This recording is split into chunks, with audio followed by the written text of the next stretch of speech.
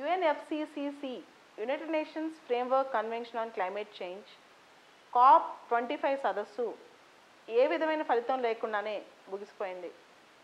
December 2 నుంచి December 13 వరకు దాదాపు 14 రోజుల పాటు సుదీర్ఘంగా చర్చలు జరిగిన తర్వాత ఏ విధమైన ముగింపు రాకుండానే ఇది ముగిసిపోవడం అనేది ఒక విచారకరం. ఇప్పటి వరకు జరిగిన కాప్ సదస్సుల్లో 14 రోజుల పాటు జరిగిన సదస్సు ఇదే. అయితే 2020 డిసెంబర్ కల్లా పూర్తి స్థాయిలో మనం కొత్త ఒక అగ్రిమెంట్ను ఎన్ఫోర్స్ చేయాల్సిన అవసరం ఉంది. నెక్స్ట్ సమ్మిట్ అంటే COP26 గ్లాస్గోలో జరగనుంది. కేవలం అప్పటికైనా ఏదైనా ఒక తుది రూపం దీనికి వస్తుందా అనేది ఒక పెద్ద ప్రశ్నార్థకమే. ఈ సదస్సులో అంటే COP25 సదస్సులో ఏదైనా ఇంపార్టెంట్ ఆస్పెక్ట్స్ జరిగాయా అని ఆలోచిస్తే మన ఎగ్జామ్ కోసం అయితే గ్లోబల్ ఎమిషన్ గ్యాప్ రిపోర్ట్ అని చెప్పుకోవచ్చు. ప్రతి సంవత్సరం United Nations environmental programme global emission gap రిపోర్ట్ను రిలీజ్ చేస్తుంది. ఈ గ్లోబల్ ఎమిషన్ గ్యాప్ రిపోర్ట్ ఈ సంవత్సరం కూడా రిలీజ్ చేస్తుంది. ఈ ఎమిషన్ గ్యాప్ రిపోర్ట్ అంటే ఏంటంటే మన గ్రీన్ హౌస్ గ్యాసెస్ తగ్గించడంలో, క్లైమేట్ చేంజ్ వాతావరణంలో వచ్చే మార్పును ప్రొటెక్ట్ చేయడంలో ఉన్న టార్గెట్స్కి దేశాలు అనుసరిస్తున్న అవి చూపిస్తున్న ఫలితాలకి మధ్య ఉన్న తేడానే ఎమిషన్ గ్యాప్ రిపోర్ట్ అంటారు.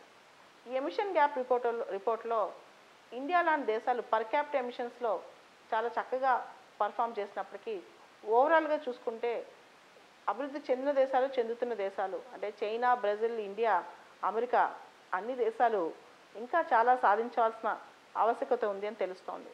దాంతోపాటు ఎక్కువగా ఎమిషన్స్ అయిన సెక్టర్స్ చూసుకుంటే ఎక్కువగా గ్రీన్ హౌస్ గ్యాస్ ఎమిషన్స్ చేస్తున్న సెక్టర్లో మనం ఎనర్జీ ఫస్ట్ సెక్టర్గా చెప్పుకోవచ్చు. దాని తర్వాత ఇండస్ట్రీ, దాని తర్వాత ఫారెస్ట్రీ, తర్వాత ట్రాన్స్పోర్ట్, తర్వాత అగ్రికల్చర్, తర్వాత బిల్డింగ్ సెక్టర్. అది గ్లోబల్ ఎమిషన్ గ్యాప్ రిపోర్ట్. ఇంకా అసలు UNFCCC యొక్క చరిత్రలోకి వెళ్తే మనం రియో సమ్మిట్ 1992లో జరిగింది. ఈ రియో సమ్మిట్లో కొన్ని ముఖ్యమైన అంశాలు జరిగాయి. రియో సమ్మిట్ అన్న ధరిత్రి సదస్సు అన్న ఒకటే. ఈ సదస్సులో 2-3 అంశాలు మనం గుర్తుపెట్టుకోవాలి. ఒకటి UN convention on biodiversity, biodiversity సంబంధించిన కన్వెన్షన్, జీవ వైవిధ్యానికి చెందిన కన్వెన్షన్. రెండోది sustainable development plus agenda 21. Agenda 21 అనేది కూడా మనం రియో సదస్సులో సైన్ చేసాం. అంతకంటే ముఖ్యంగా మూడోది UNFCCC, United Nations framework convention on climate change 1992లో అడాప్ట్ చేసుకుని 94 నుంచి దీని ఎన్ఫోర్సబిలిటీలోకి వచ్చిందనమాట. అంటే COP25 సదస్సు 95 నుంచి స్టార్ట్ అయింది. క్యోటో ప్రోటోకాల్ 1997లో COP3 సదస్సులో భాగంగా మొదలైంది. ఈ క్యోటో ప్రోటోకాల్లో తీవ్ర స్థాయిలో అంటే UNFCCC బైండింగ్ అగ్రిమెంట్ కాకపోయినా దానిలో జరిగే ప్రోటోకాల్స్ బైండింగ్, లీగల్లీ బైండింగ్ అనమాట. అలానే క్యోటో ప్రోటోకాల్ ఒక లీగల్లీ బైండింగ్ అగ్రిమెంట్. ఈ లీగల్లీ బైండింగ్ అగ్రిమెంట్లో గ్రీన్ హౌస్ గ్యాసెస్ని తగ్గించడానికి ఒక టార్గెట్గా పెట్టుకున్నారు. అసలు ఈ గ్రీన్ హౌస్ గ్యాసెస్ అంటే ఏంటి అంటే 6 గ్యాసులని గ్రీన్ హౌస్ గ్యాసెస్ అంటారు. Carbon dioxide, methane, nitrous oxide, hydrofluorocarbons, perfluorocarbons, sulphur hexafluoride. ఈ 6 గ్యాసెస్ని గ్రీన్ హౌస్ గ్యాసెస్ అంటారు. వీటిని తగ్గించడమే క్యోటో ప్రోటోకాల్ యొక్క లక్ష్యం. క్యోటో ప్రోటోకాల్ ఫస్ట్ ఫేజ్ 2007 నుంచి 2012 వరకు, సెకండ్ ఫేజ్ 2013 నుంచి 2020 వరకు. కరెక్ట్గా చెప్పాలంటే మనం ఇప్పుడు క్యోటో ప్రోటోకాల్ సెకండ్ ఫేజ్లో చివరాఖరునున్నాం.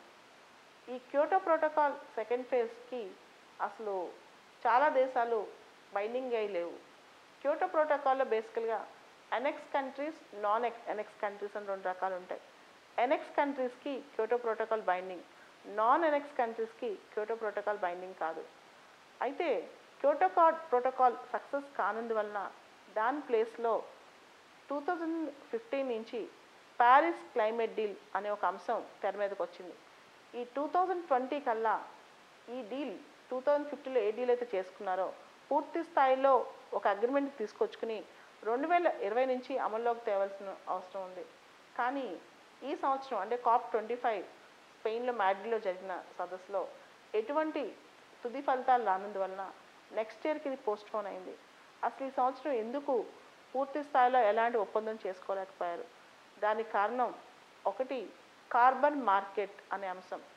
అంటే కార్బన్ ట్రేడింగ్, కార్బన్ మార్కెట్ ఇవన్నీ కూడా కార్బన్ ఎమిషన్స్ దీనికి సంబంధించి ఒక ప్రణాళికకి వీళ్ళు రాలేకపోవటం, ఒక ఒప్పందానికి వీళ్ళు రాలేకపోవటం.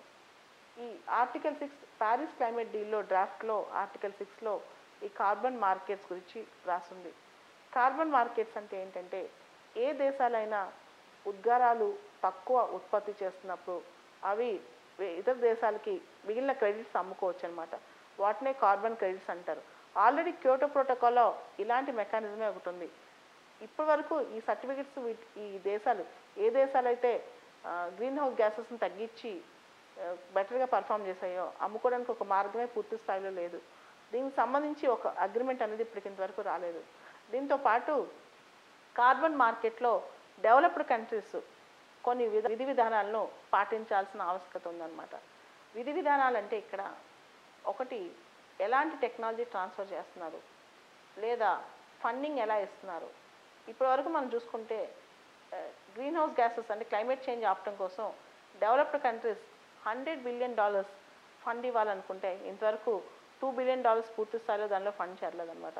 సో ఫండింగ్ ఎలా ఉంటుంది, టెక్నాలజీ ట్రాన్స్ఫర్ ఎలా ఉంటుంది, వీటి మీద ఏ విధంగానూ ఈ అంశాలన్నీ ఒక కొలిక్కి రాలేదు. దీంతో పాటు మనం ఆలోచిస్తే ఇప్పుడున్న కొత్త డీల్లో ఈ అభివృద్ధి చెందిన దేశాలు ఒక క్వశ్చన్ అడుగుతున్నాయి.